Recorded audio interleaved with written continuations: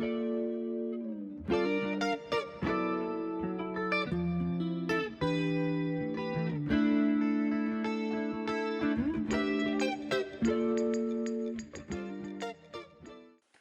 don't feel very good. I woke up with an upset tummy, and the only way I know how to get better is if I do beauty stuff. So I'm going to get my hair done, do full face and makeup, and that will make my tummy feel better. Science.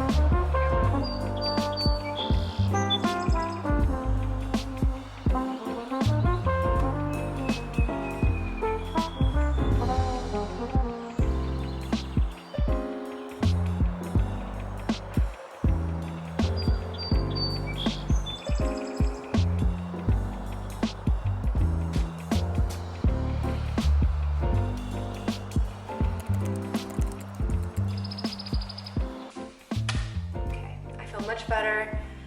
The curls did not stick, but did my skincare, did my hair, makeup. I feel good. So now, big project time. I'm going to finally put this painting in this frame that I built. I had help building it, but I built it. I admittedly just tried this about an hour ago, but did not know what I was doing, and I just did a little bit of research, and now I know. So I was trying to screw in the painting in the frame without any spacers, so when I flipped it, screwed it in, obviously the spacing on each side was a little off.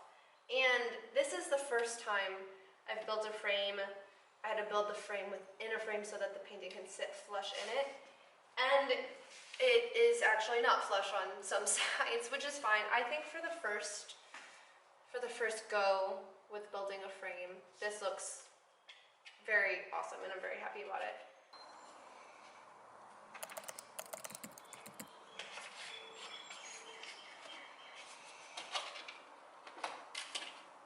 I don't think it's gonna be perfect, unfortunately. Unfortunately, I do not think it's gonna be perfect. But at least I tried. At least I tried.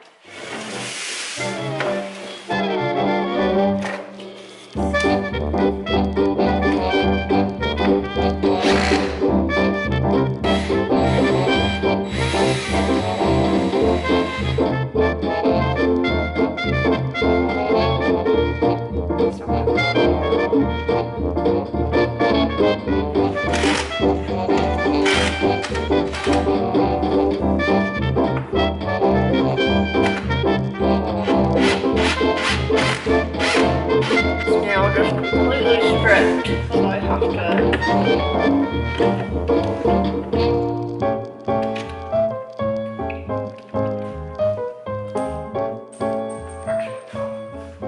easily just pay someone to do this, but my stubborn ass really wanted to learn how to do it.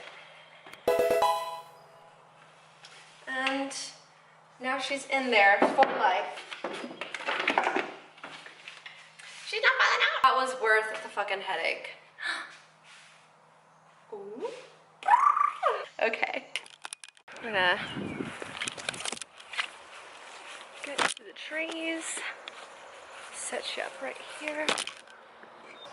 I probably shortened my life by trying to build this frame myself, but it was so worth it because she looks so good. I'm so happy. So whoever eventually buys this piece will get the first Kiji Bay built frame. It's so heavy. The only thing I have to do is install the wire in the back, clean everything up. I think for my first frame. It looks really good. I'm so happy.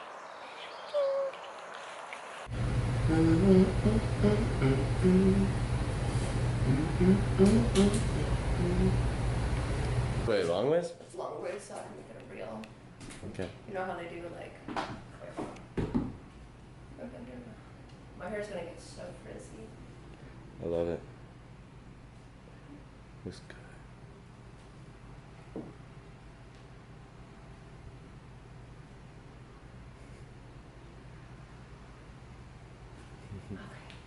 Okay.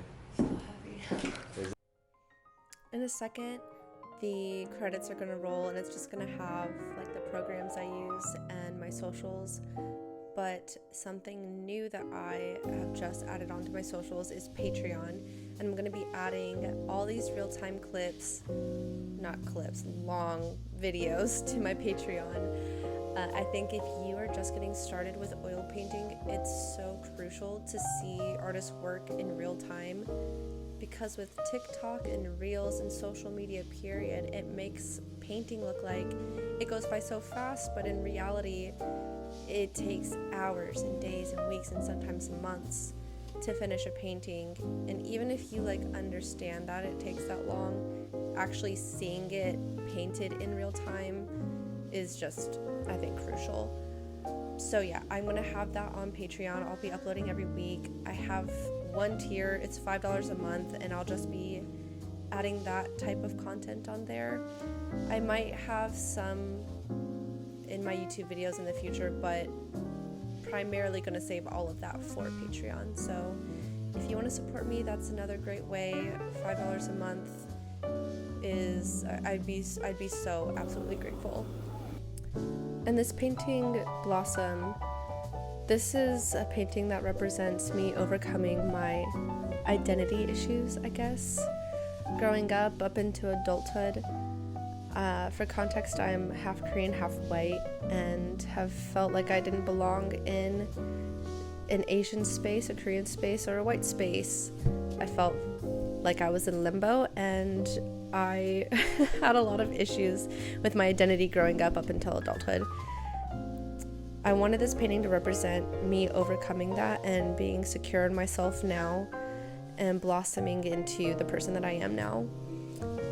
Something I learned about a few months ago, this thing called Racial Imposter Syndrome, which was so crazy for me to hear for the first time because it's exactly what I had struggled with my entire life. And so a quick Google definition is: racial imposter syndrome occurs when your internal sense of self doesn't match with what others' perception of your racial identity and gives rise to a feeling of self-doubt, which hits the nail on the head for me.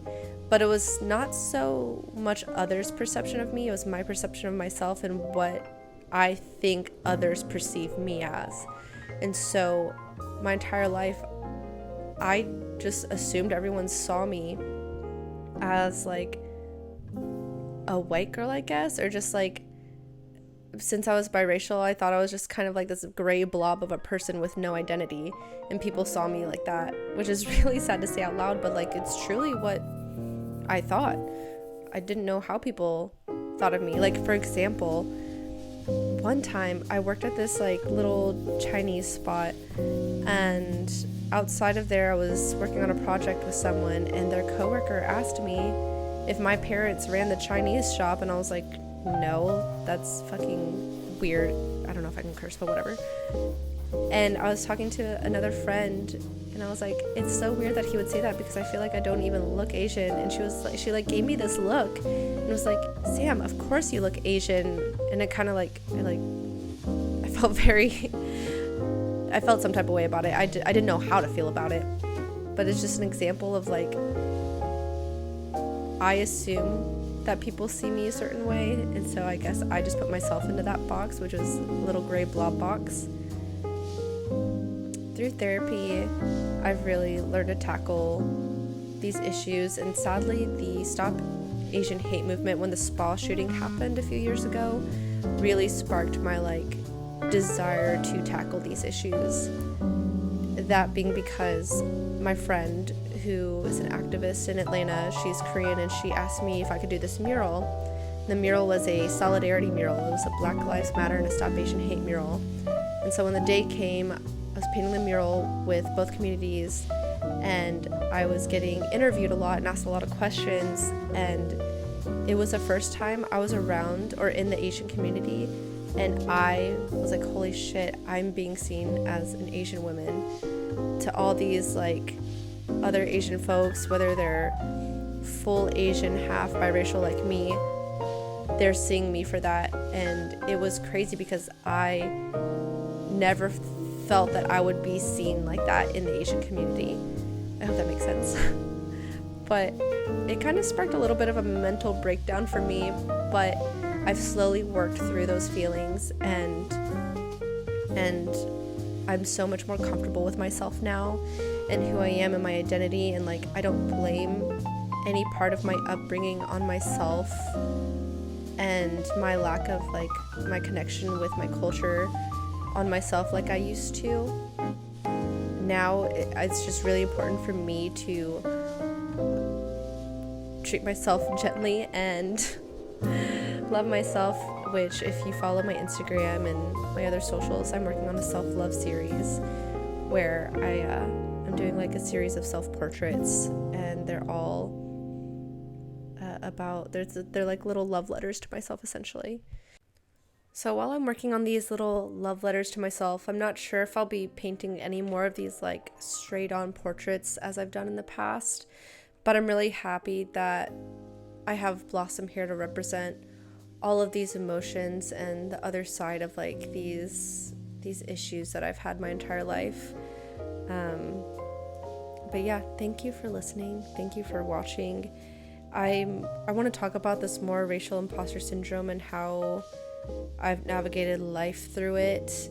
I think it's important for my healing to kind of be repetitive with it and like find community. So if this struck a chord with you and you relate, hit me up, let's talk about it. Or if you have questions about anything specific, I just would love to be as communicative as possible, because this is a community I've always wanted. Well, I mean, to find people like me is what I'm saying. I'm sad that we're all in this kind of boat of racial imposter syndrome, but I would love to just like be connected to more people like me.